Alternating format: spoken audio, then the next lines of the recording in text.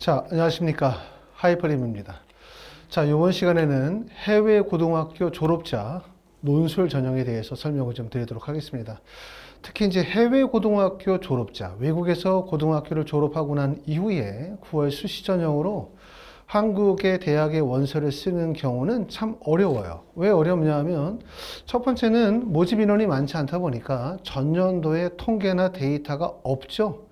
다시 말하면 어느 정도 스펙으로 어느 대학교에 합격했다라고 하는 통계나 데이터가 있다면 우리가 원서를 쓸 때 기준점을 삼을 수가 있을 텐데 모집 인원이 적고 또 해외 고등학교 학생들만 뽑는 대학도 많지 않고 또 전형적으로 정량적 평가 하나의 하나의 요소를 가지고서 평가를 하는 것이 아니라 정성적 평가라고 해서 여러 가지 요소들을 종합적으로 고려해서 평가를 내리는 전형이다 보니까 사실상 명확한 통계나 데이터가 존재하지 않는다는 점이죠. 그런 점들 때문에 원서 지원이 참 어렵습니다. 자, 그리고 이제 해외에서 고등학교를 졸업하고 국내 대학에 원서를 쓰시는 분들 중에서는 막연히 뭐 해외에서 고등학교 졸업하고 나면 어학특기자 전형으로 대학을 가야 되겠다 또는 학생부 교과로 가야 되겠다 막연한 생각을 가지고 있지 실제 해외 고등학교 학생들에게 적합한 전형이 무엇인지 또는 자녀분이 가지고 있는 여러 가지 스펙이나 또는 준비 정도에 가장 적합한 대학이 어딘지를 판단하기가 참 어렵습니다. 자, 이번 시간에는 논술 전형에 좀 설명을 좀 드려보려고 합니다. 자, 지난 시간에 설명을 드렸었던 것처럼 우리가 수시에서 선발하는 비율이 대략적으로 한 77% 정도를 수시에서 선발을 하죠. 그리고 수시의 전형은 학생부 교과, 학생부 종합, 그 다음에 논술 전형, 그 다음에 특기자 전형 이렇게 네 가지의 전형이 있습니다.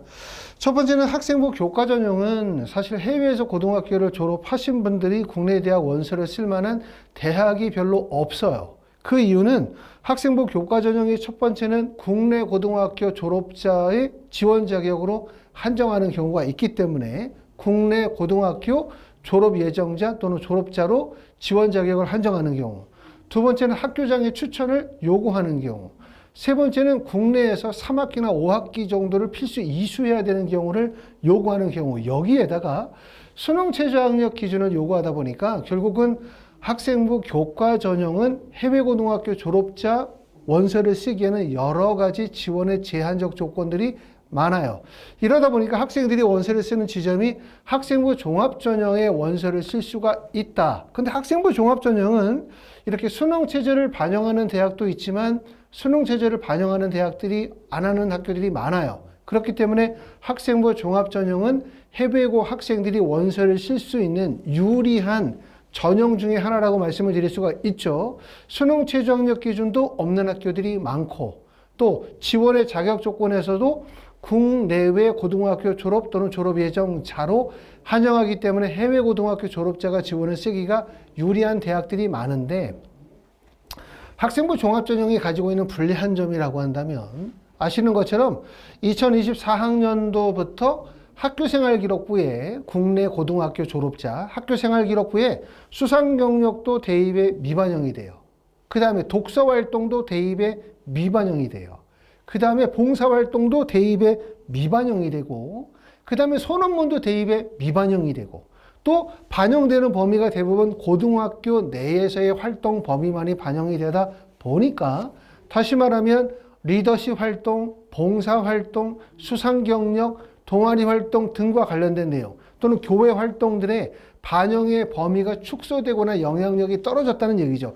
이런 점들이 결국은 해외 고등학교 졸업자 학생들이 학생부 종합전형으로 원서를 쓰기가 그렇게 쉽지만은 않다라는 점입니다. 이러한 관점에서 논술 전형은 해외 고등학교 졸업자 학생들에게 가장 유리한 지점이라고 말씀을 드릴 수가 있고 지난 시간에 영상을 못 보신 분들은 영상을 보시면 아시겠지만 실제 서울대, 연세대, 고려대, 서강대, 성균관대, 한양대, 경희대까지의 실제 해외 고등학교 졸업자들이 합격한 전형을 분석해 보면 수능으로 합격하는 학생들의 비율이 가장 많고요. 그 다음에 수시 전형에서는 논술 전형의 합격 비율이 제일 높습니다. 논술 전형의 장점은 첫 번째는 지원 자격의 제한이 없어요. 그러니까 해외 고등학교 졸업자가 거의 모든 대학의 논술 전형의 원서를 쓸 수 있다는 점. 이 점이 최대의 장점이고 그리고 두 번째는 논술 전형 대학들 중에서도 수능 최저가 없는 학교들이 많다. 또 수능 최저가 있다 하더라도 논술 전형은 수능 최저가 높지가 않다. 그렇기 때문에 해외 고등학교 졸업자들 중에서 만약에 재수를 하시는 분들이 계시다면 대부분 논술 전형을 활용하는 경우들이 많다고 보실 수 있을 것 같아요. 그만큼 논술 전형은 지원하는 대학에서 지원 자격 조건이 없고 수능 최저가 없는 학교들이 많고 수능 최저가 있다 하더라도 높지 않다는 점, 이런 점들이 가장 유리한 점이라고 말씀을 드릴 수가 있어요. 자, 보시는 것처럼 이제 논술 전형은 수능 최저학력 기준을 적용하는 대학교, 적용하지 않은 대학교 있어요.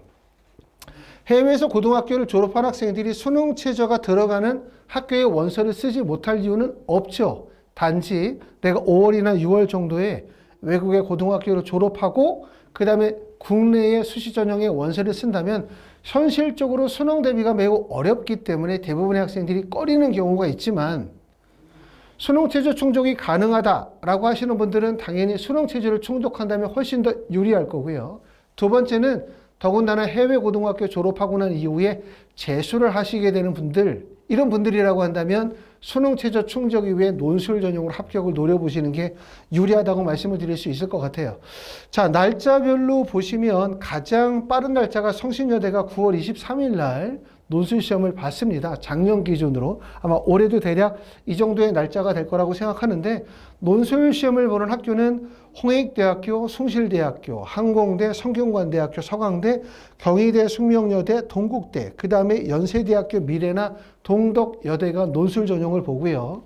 그 다음에 경북대나 부산대, 중앙대, 이화여대, 한국외대, 세종대, 그 다음에 인하대, 아주대, 그리고 올해는 특히 고려대학교가 논술 전형으로 올해 처음으로 선발한다는 점 특징이라고 말씀을 드릴 수가 있고, 우리가 가장 관심을 가지고 있는 대학은 수능 최저를 미반영하는 대학이죠.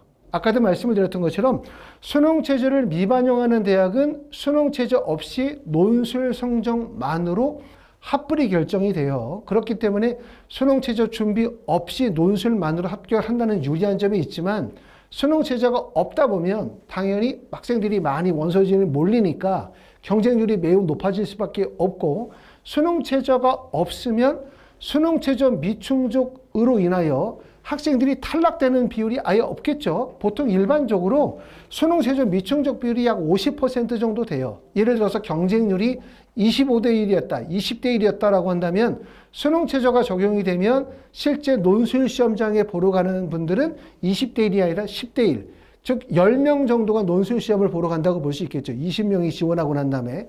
하지만 수능 최저가 없으면 수능 최저로 미충족으로 인한 이탈이 없기 때문에 20명이 그대로 면접장으로 논술장으로 가기 때문에 그만큼 수능 최저가 적용이 되어지면 경쟁률이 낮아지고, 수능 최저가 적용이 되어지면 수능 최저 미충족에 따라서 결국은 합격생들의 컷이 낮아질 수밖에 없다는 장점이 있다는 점이고, 하지만 수능 최저가 없는 대학들은 그거죠. 말씀드렸던 것처럼 현실적으로 나는 수능 대비를 하기가 어려워 라고 하시는 분들은 논술만으로 합격할 수 있는 전형이라고 말씀을 드릴 수가 있습니다.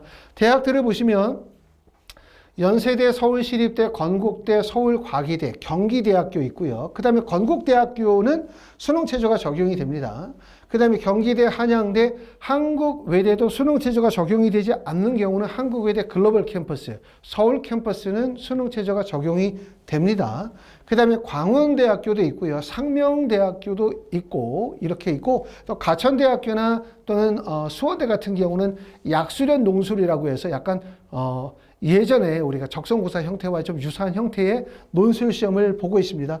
보시는 것처럼 많은 학생들이 주로 관심을 갖는 학교는 연세대학교, 한양대학교 또는 뭐 서울시립대나 서울과기대, 이런 학교들에 대부분 관심을 갖게 되어지는데 대학들마다 전형의 방법이 좀 차이가 있죠. 어떤 학교들은 논술 100%, 어떤 학교들은 논술 70%의 학생부 교과 30%를 반영한다. 자, 그러면 학생부 교과 30%를 반영한다고 하는데 해외에서 고등학교를 졸업하신 분들은 어떻게 반영을 할까?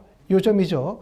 자, 지금 보시는 것처럼 논술 전형의 경우에는 대학마다 차이가 있겠지만 거의 대부분의 대학들은 비교내신을 적용해요. 비교내신을 적용하게 되어지고 논술고사 취득 성적에 의한 등급별 비교내신을 적용합니다. 그 대상자가 바로 해외고등학교 과정 이수자나 검정고시 출신자 등은 논술 70%에 교과 성적 30%라고 할 때 어떻게 한다? 결국 논술 100%를 선발한다고 이해하시면 될 것 같습니다. 자, 대학별 논술 방법을 한번 보도록 하겠습니다.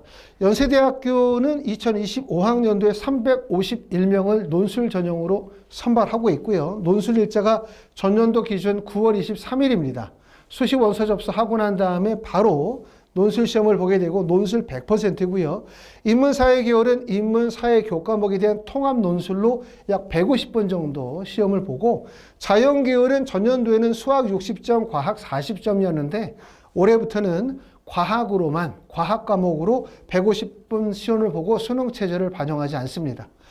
자, 한양대학교는 전년도에 236명을 선발했고 올해는 170명을 논술 전형으로 뽑게 되고요. 그 다음에 논술 일자는 수능 이후에 11월 25일, 26일에 논술 시험을 보게 되고, 인문계열은 인문 논술입니다. 한 문항 약 90분 정도 시험을 보고요.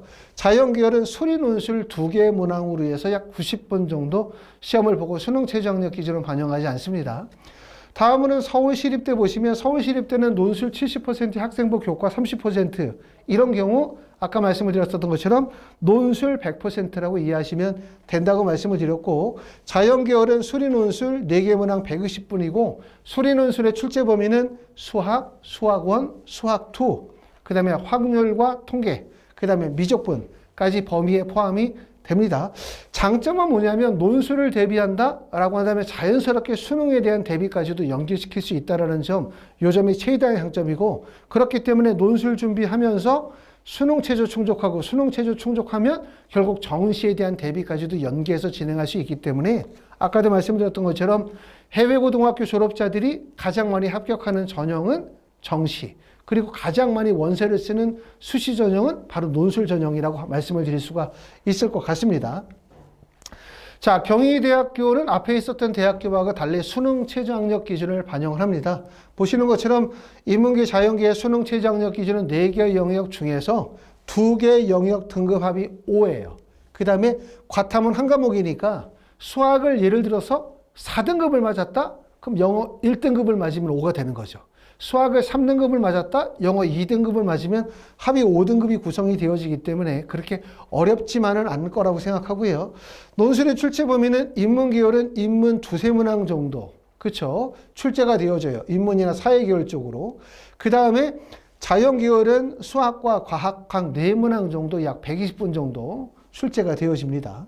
자, 고려대학교는 올해 처음으로 논술 전형을 실시하는 대학이라고 말씀을 드렸고 344명을 선발하게 되어지는데 논술 100%이고요. 논술의 출제 범위는 아직 모집 요강이 나오지 않았기 때문에 알 수가 없으나 대부분의 대학들이 수리 논술로 본다, 이렇게 보시면 됩니다. 거의 대부분의 대학들이 그렇게 이해하실 수가 있을 것 같아요. 자, 앞에 설명을 드렸었던 부분 중에 하나 빠뜨린 부분을 좀 설명을 드려보면 여기 빠졌네요. 자, 수능 체제를 미반영하는 대학들이 연세대학교부터 시작해서 상명대학교까지 있는데 보시는 것처럼 대부분의 대학들이 연세대학교도 수리논술, 시립대도 수리논술, 건국대학교도 수리논술이고요. 서울과기대도 수리논술이고 경기대학교는 자연계열은 논술시험을 보지 않고 인문계열만 인문사회계열 논술시험을 봅니다. 한양대학교 수리논술, 한국외대도 수리논술이고요. 그 다음에 광운대학교도 수리논술에 해당이 되고 상명대학교는 특히 올해 처음으로 논술 전형이 신설이 되어졌다고 보시면 되고, 논술 전형은 대부분 상위권 대학으로는 경쟁률이 매우 높아요. 특히 이제 보시면 연세대학교도 경쟁률이 높지만 한양대 같은 경우는 경쟁률이 100대 1이 높거든요. 하지만 거기서 벗어나서 서울과기대나 경기대나 한국외대 글로벌이나 광운대나 상명대로 가면 경쟁률이 매우 낮아지고 실제 합격 커도 매우 낮아지기 때문에 조금만 준비해도 합격할 수 있다는 장점이 있다는 점 꼭 알아두시기 바라고요. 과학논술을 실시하는 학교들은 성균관대학교나 경희대 같은 경우는 수리과학논술을 진행하고 있습니다. 자, 저희 하이프리뷰에서 진행하는 해외고등학교 졸업자 논술 전형 특강에 대해서 설명을 드리면 자연계열은 주로 수학 1, 수학 2, 확률과 통계, 미적분과 기하 관련된 내용들을 수업을 진행을 하게 되고요. 개강일자는 저희가 7월 6일 날로 개강일자를 잡았습니다. 보통 이제 5월이나 6월 정도에 해외에서 고등학교 졸업하고 나면 대부분 학생들이 6월 정도에 국내로 들어오시겠죠. 그 중에 일부 학생들이 3년 특례에 해당되시는 분들은 7월 초에 원서 접수를 하시게 될 것 같고, 그래서 7월 6일부터 개강을 하게 되고요. 논술 수업은 일주일에 2번씩 진행합니다. 수요일, 토요일. 그래서 수요일 날 4시간, 토요일 날 4시간씩 해서 4시간씩 주 2회 정도 수업을 진행을 하도록 할 거고요. 수학은 우리가 권영민 선생님이나 김정훈 선생님이 담당하게 되고, 과학은 우리가 문재호 선생님이 과학 탐구를 진행하도록 할 겁니다. 수업에서는 단답형 문제를 지향하고 고등학교 수학의 다양한 주제들을 통합적 교과적으로 출제를 하는 게 한양대학교 출제의 방향이라고 말씀을 드릴 수가 있고, 학생들이 수학 교과서에 있는 정의들을 기본적으로 하여 제시문을 이해하고 이를 바탕으로 창의력을 발휘하여 논리적으로 문제가 요구하는 결론에 도달할 수 있는지를 평가한다. 이게 바로 한양대학교 논술 전형의 평가 방법입니다. 자, 인문계열의 논술은 인문사회 교과목에 대한 통합형 문제들, 그리고 일부 대학에서는 수리나 통계 자료 또는 과학 관련되어진 제시문이들이 나오기 때문에 그와 관련된 내용으로 수업을 진행을 하도록 할 거고요. 수업의 개강 일자는 동일하게 7월 6일 날 토요일 날 오전에 10시부터 개강을 하도록 할 거고, 학원에서 진행하는 수업은 첫 번째는 그룹 수업이 있습니다. 그룹 수업은 보통 한 반에 10명 이내, 10명 이내로 수업을 하게 되고요. 그 다음에 그룹 수업이 잘 안 맞거나 일정이 잘 안 맞거나 또는 논술 준비가 전혀 안 돼 있기 때문에 그룹 수업을 좀 듣기가 어렵다라고 하시는 분들은 1대1 개별 맞춤형 수업을 듣거나 또는 그룹 수업과 1대1 수업을 연계해서 수업을 듣는 방법도 있으실 것 같고요. 자, 논술 수업은 김현미 선생님이나 임현선 선생님, 그 다음에 박찬호 선생님, 이 세 분의 선생님이 인문사회계열의 논술을 담당해서 진행하도록 할 겁니다. 자, 이렇게 해서 이제 해외고등학교 졸업자 논술 전형에 대해서 설명을 드렸습니다. 자, 다시 한번 정리하면 해외고등학교 졸업자 논술 전형을 추천드리는 이유는 뭐냐? 첫 번째는 뭐냐면 해외고등학교 졸업자가 국내 전형에 수시에 원서를 쓰면 생각해 볼 수 있는 전형이 학생부 교과, 학생부 종합, 논술, 그 다음에 어학특기자 4개의 전형이 있어요. 첫 번째, 학생부 교과 전형은 어떤 단점이 있냐면 국내 고등학교 졸업자로 지원 자격을 한정하거나 학교장의 추천을 요구하거나, 세 번째는 3학기나 5학기 이상의 교과 이수를 원하고 거기에 수능 체제가 적용이 되다 보니까 실제 지원할 수 있는 대학의 폭이 매우 적다. 두 번째, 학생부 종합 전형은 해외 고등학교 졸업자들이 지원할 수 있는 대학들이 많아요. 그렇죠? 수능 체제도 없는 학교들이 많아요. 그렇기 때문에 학종으로 원서를 많이 쓰지만 특징은 뭐냐면 학생부 종합전형에 원서를 쓸 때 학교생활기록부 대체서식을 작성하는데 이 대체서식에 들어가는 내용이 봉사활동, 리더십, 수상경력, 교회활동인데 이런 활동들에 대한 그 범위가 적용의 범위도 축소되어졌을 뿐만 아니라 이 활동에 대한 영향력이 매우 축소가 되어졌기 때문에 사실상 해외에서 성적을 취득하고 난 다음에 국내 학생부 전형으로 합격하기가 매우 어렵다는 점이 특징이라고 말씀을 드릴 수가 있어요. 어학특기자 전형은 아시는 것처럼 이화여자대학교, 국민대학교, 서경대학교 있지만 대학의 폭이 매우 좁다는 점, 더군다나 이화여대 같은 경우는 어학특기자 전형의 선발 인원이 축소가 되어졌기 때문에 그만큼 논술 전형이 유리하다고 말씀을 드릴 수가 있고, 특히 자연계열 같은 경우는 논술 전형이 대부분 수리논술 중심이다 보니까 수리논술을 준비하다 보면 자연스럽게 수능에 대한 수능의 수학에 대한 대비가 될 거고요. 수능 수학이 대비가 되면 결국 수시에 수능 최저 충족 또 정시 지원까지도 고려할 수 있기 때문에 우리가 조금 더 상위권 대학을 가기 위해서나 또는 원서 지원의 폭을 다양하게 가져가기 위해서 논술에 대한 대비를 좀 체계적으로 하시면 좋겠다라는 말씀을 드리고요.